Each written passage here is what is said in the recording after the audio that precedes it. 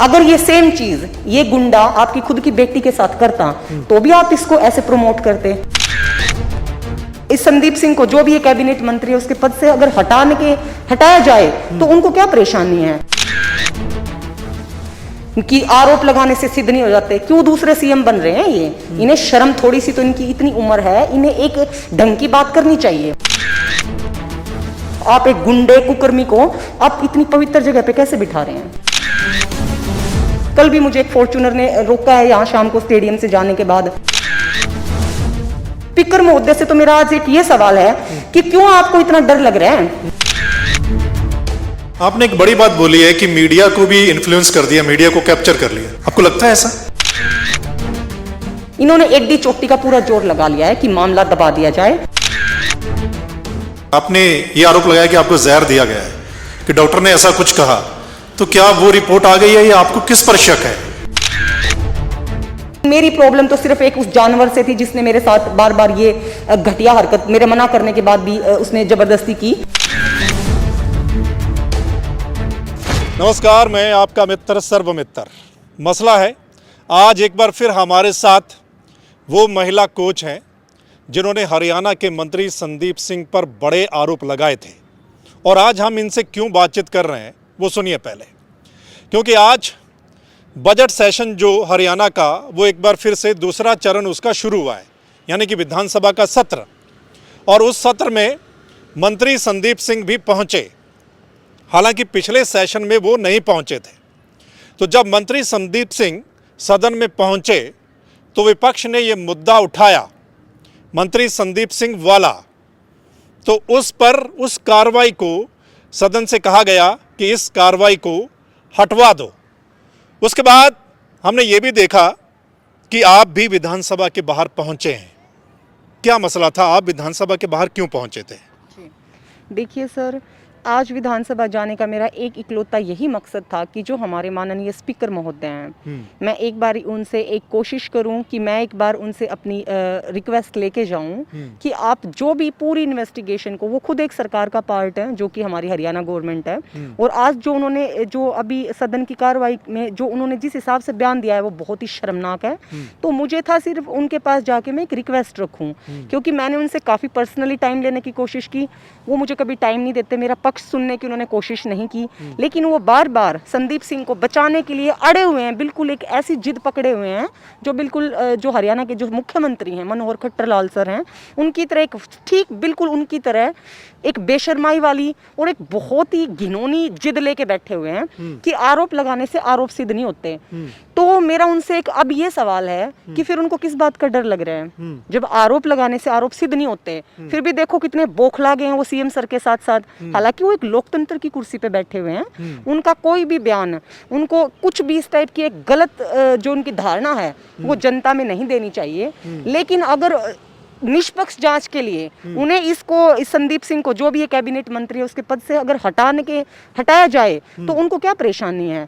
ये एक ठीक जो एक बेसिक जो एक राइट होता है किसी भी ह्यूमन बीइंग का, या किसी भी, जैसे मैं एक हरियाणा की एक एथलीट हूँ, बेटी हूँ और एक एम्प्लॉय हूँ, अगर मैं गलत हूं तो उनको इन्वेस्टिगेशन को इन्फ्लुएंस करने का क्या राइट है?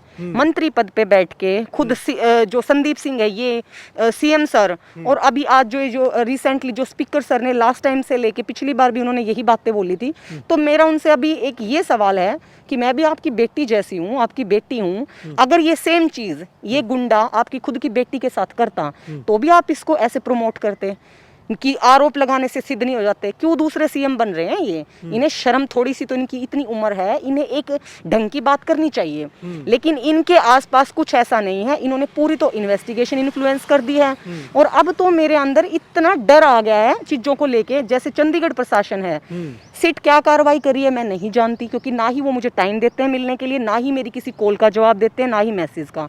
मैं पूरी तरीके से, मैंने चंडीगढ़ पुलिस से विश्वास हटा लिया है, जबकि मैंने हर वो कोशिश की है 24 घंटे टिल अभी तक कि ये जब भी मुझे इन्वेस्टिगेशन के लिए जो भी मेरा रिकॉल आ रहा है, मैं तुरंत एक पैर पे खड़ी हुई हूँ।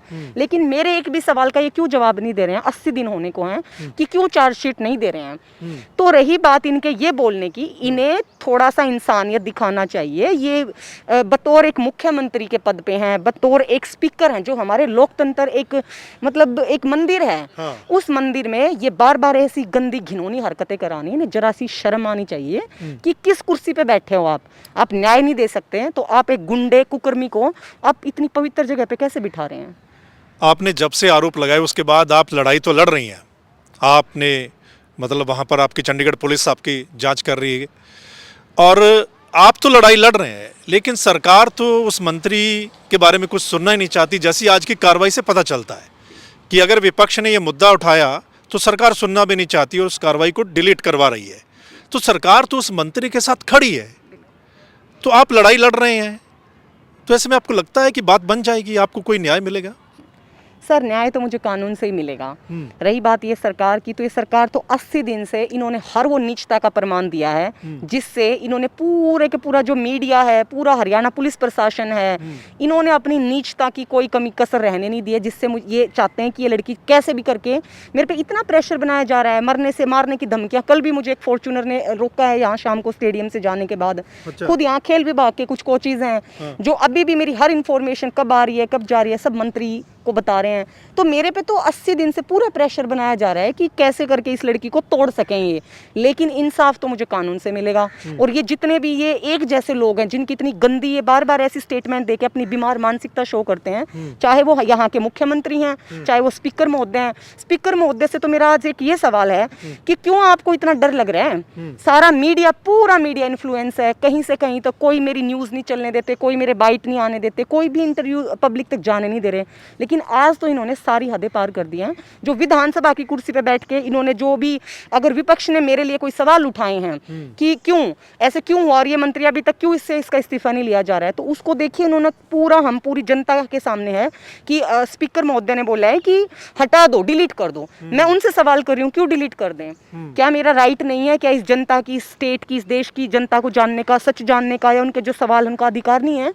क्या हमारे स्पीकर महोदय ने हर वो कसम खा ली है कि उस कुर्सी पे बैठ के इन्होंने सारे वही उल्टे कुकर्म करने हैं जो सीएम करते हैं? तो एक सीएम से एक और एक जैसा आ गया है। क्या उनकी खुद की बेटी, जिसके साथ, अगर उनकी बेटी के साथ ऐसा कुछ चलता तब भी उनके यही बयान होते हैं? आपने एक बड़ी बात बोली है कि मीडिया को भी इन्फ्लुएंस कर दिया, मीडिया को कैप्चर कर लिया।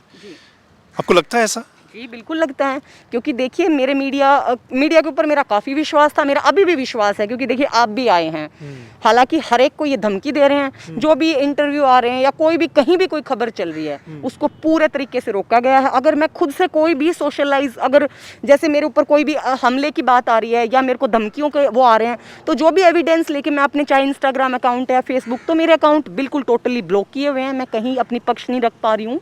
और इन्होंने सारा एक ऐसा सिनेरियो तैयार किया हुआ है जिससे आज भी देखिए विधानसभा में गई थी, मैंने अपना मुद्दा उठा के चिल्ला चिल्ला के हाथ जोड़ के रिक्वेस्ट की, लेकिन नहीं, मेरी कोई खबर जनता तक नहीं जा रही है। पूरा इन्होंने हर एक तरीके से इन्होंने कंट्रोल में किया हुआ है।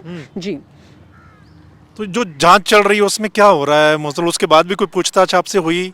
क्योंकि चंडीगढ़ में अधिकारी बदल गए, नई एसपी आ गई हैं, तो क्या आपकी मुलाकात हुई है दोबारा? सर मैंने बात की है उनसे, टाइम लेने की कोशिश की है और मैं बार बार कर रही हूँ। कल भी मैंने काफ़ी कॉल्स किए, मैसेज किए, बट जो चंडीगढ़ सीट है वो मेरा कोई रिस्पॉन्स नहीं दे रही है। और रही बात जिस हिसाब से सीएम और ये जो भी सरकार है, कुछ विपक्ष के लोग हैं, जो भी चल रहा है, जैसे स्पीकर महोदय हैं, इन्होंने एडी चोटी का पूरा जोर लगा लिया है कि मामला दबा दिया जाए। रही बात चंडीगढ़ सीट की, हरियाणा सीट ने तो अपनी जलालत दिखाई रखी थी, अपनी इंसानियत तक खत्म कर चुके हैं, हाथापाई, गाली गलोच, यहाँ तक मुझे खाने में कोई गलत चीज़ें दी। मैं रिपोर्ट लेने के लिए अगर जा रही हूँ तो मुझे बार बार एक ही चीज़ बोली जा रही है, आप उस दिन आ जाना।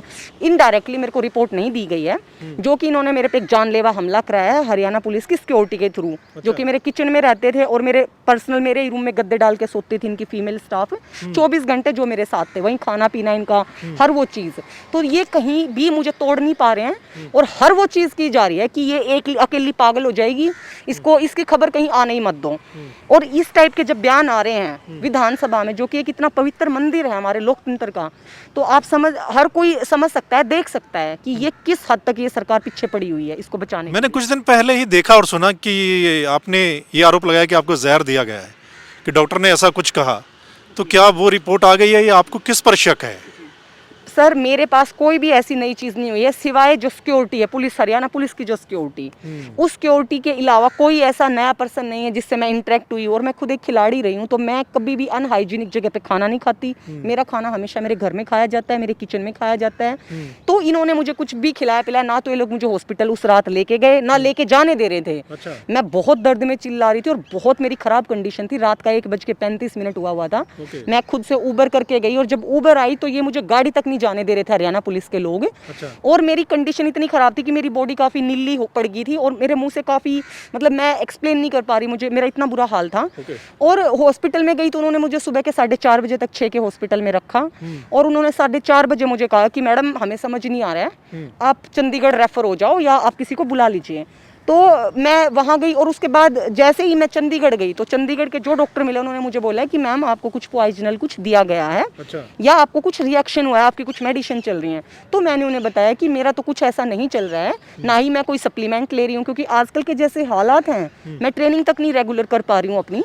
तो मैं क्या, ऐसा तो हो ही नहीं सकता। तो उन्होंने मुझे बोला कि आपका, तब तक उन्हें शायद इस मुद्दे का नहीं पता था, और उन्होंने बोला आपकी सारी रिपोर्ट्स होंगी। उन्होंने मेरे काफ़ी सैंपल्स लिए और मेरी कंडीशन इतनी क्रिटिकल थी कि मुझे आराम नहीं पड़ रहा था उनकी मेडिसिन से। तो मेरे को सडन मेरी फैमिली आई और मुझे यहाँ से लेके चले गए और वो रिपोर्ट मैं बार बार जा चुकी हूँ। मुझे बोला जा रहा है कि आपको अभी नहीं, आपकी रिपोर्ट अभी, डॉक्टर छुट्टी पे हैं।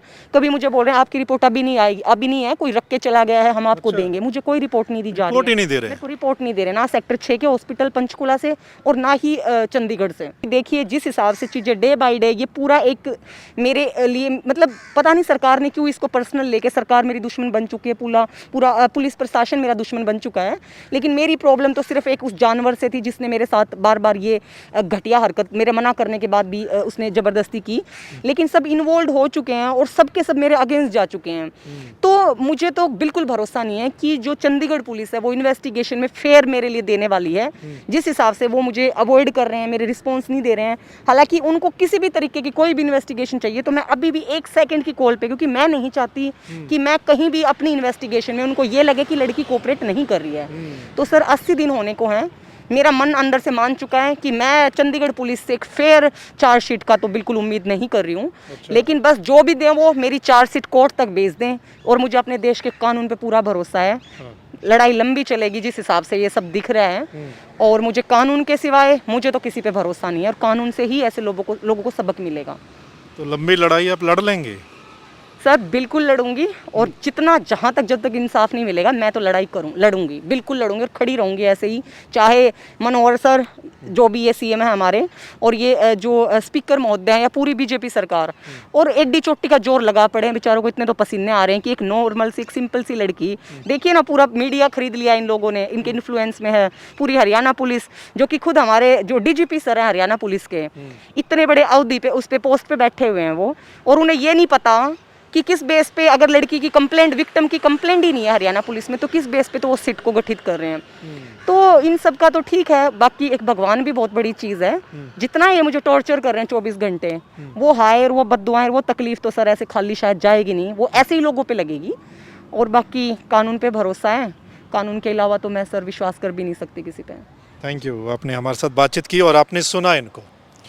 और मसला था क्योंकि आज विधानसभा में पहुंचे थे, जब से ये मसला उठाया गया, आरोप लगाए गए इनकी ओर से, उसके बाद पहली बार संदीप सिंह जो हैं वो विधानसभा में पहुंचे।